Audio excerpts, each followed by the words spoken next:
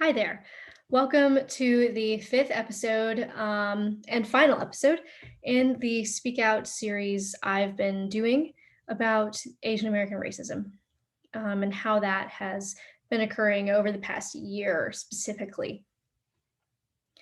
So in this episode, I'm going to talk about how we can respond and what that means for communities in a broader sense, and historically how communities have responded and things like that. So to begin, over the past few months specifically, vigils and things like that have been held across the country, including here at Baylor. Some of them have been more focused on prayer and healing and grieving, and others have been more focused on inciting political action and take shape more as protests. It is interesting to me how the model minority myth can really play into how a lot of Asian people feel like the community should respond. To explain, the model minority myth is the idea that Asian people are the model minority. They are the minority that is close to whiteness and therefore better than the other minorities, and are afforded certain privileges so long as they stay submissive and unchallenging and perpetuate the idea that whiteness is a kind of commodity you can achieve, is a kind of quality you can have, to some extent, though. Definitely not fully. But in this, submissiveness, docileness, quietness are really valued, especially among Asian elders. I have other Asian friends who have explained that their grandparents and parents, their ideal response to the things that have been happening are to lay as low as possible, to not cause any drama, to not cause any trouble, because success for them has looked like assimilating. Success for the older generation of Asian Americans has looked like blending in, staying as quiet as possible, and with compliance comes success. I know for a lot of people my age, we've started to see things a little bit differently. We're kind of the age and mindset where protests can make real change after seeing things that have happened over the summer, in terms of race relations. I think my generation is really, really energetic. I think in a really good way.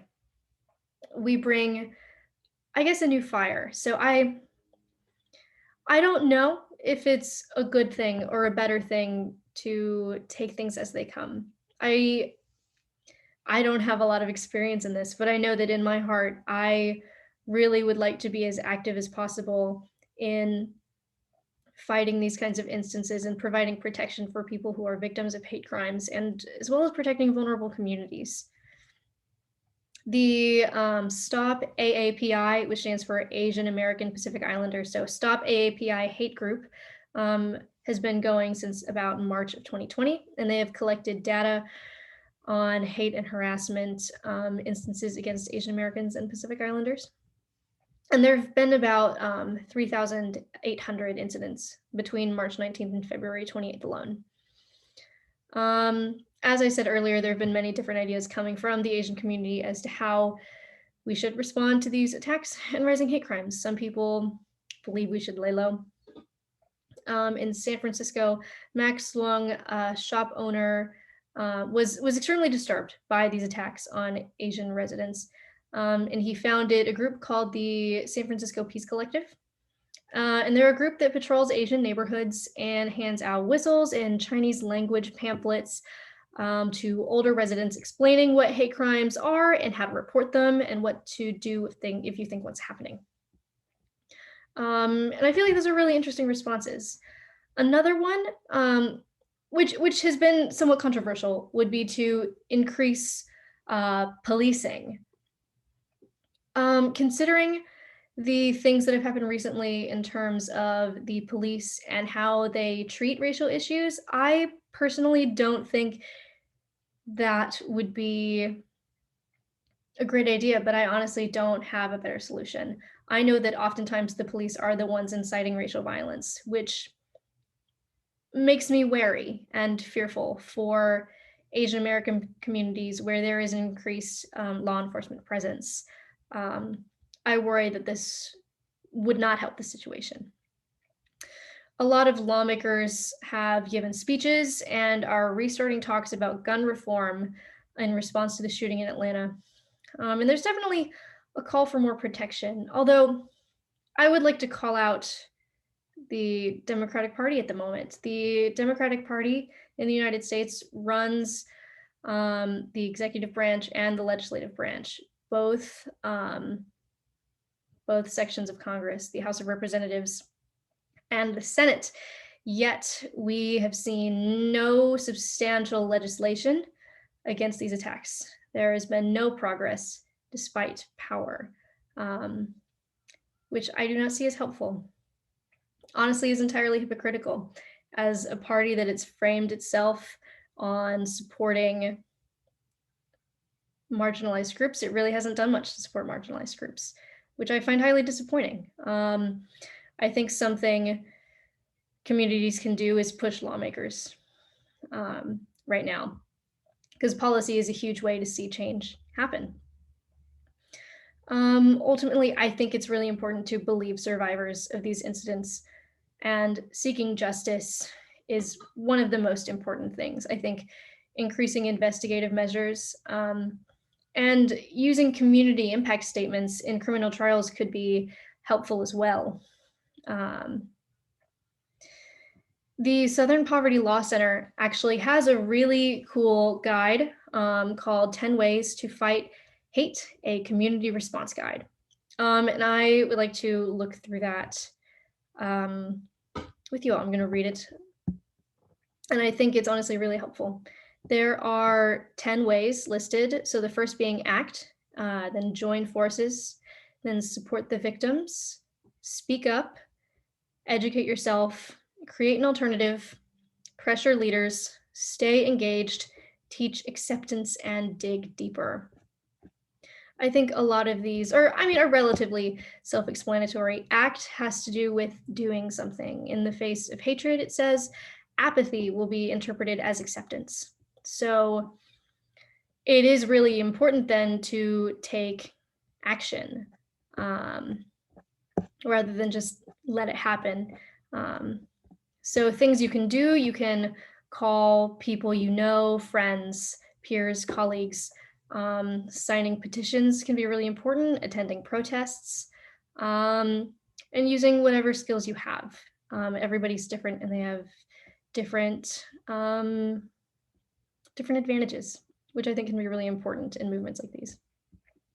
The second one would be join forces, which would be reaching out across identities. I think the Asian community has seen a lot of support from the Black community, as it's been a really hard year for both communities.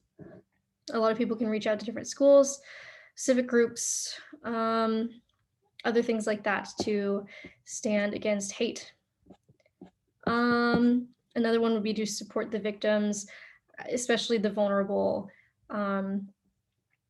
Victims of hate crimes can be really vulnerable and afraid, and it's important to provide them the support they feel like they need. That includes supporting them, reporting incidents as they happen, and researching your own legal rights. Another important part would be to speak up, which is hopefully what I'm doing right now, raising awareness and talking about these things as they happen, because dealing with reality is really, really important. Another thing would be to educate yourself, which I hope this is helpful for too. Reading about racism, working to be anti-racist is a huge step in hopefully decreasing hate crimes. Exactly. And another thing that communities can do would be to pressure elected officials, which is something I previously mentioned, to pressure leaders of the community and ensure that they're real allies.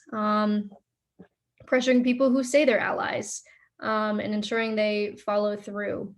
It is the job of a community leader to support and protect its people. Um, so I definitely feel like it's important to form relationships with community leaders um, as hate crimes occur, as well as educating community leaders about things that are happening, demanding statements, as well as demanding fair treatment by police. All of these kinds of things um, have been shown to help communities that experience hate crimes. Another thing would definitely be to stay engaged. I really don't want this to be the last thing I do regarding Asian American racism, and I don't think it will be. But to stay plugged in, as hard as that can be. I know for me, it can be really difficult. As my capacity as an oppressed person can get really low sometimes.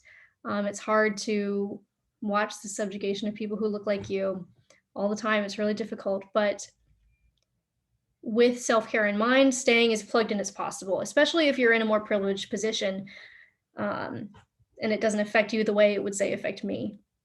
I think it's really important to stay engaged and address your own privileges and biases, um, as well as promoting acceptance in your peers, in your family, talking about this. And honestly, I think a lot of this ends in looking internally. Um, I know for me, I had a lot of internalized racism. I had a lot of internalized misogyny. I know that issues like race can be really difficult to come to terms with. No one wants to be seen as evil. No one wants to think they're doing something wrong. I can really it can be really difficult to acknowledge that you could be really, really complicit in hurting other people. But I think it's really important to know that taking responsibility for that and looking at yourself is one of the first steps to decreasing instances like these, increasing societal pressure, as well as just caring for those. Looking inside yourself is definitely priority number one.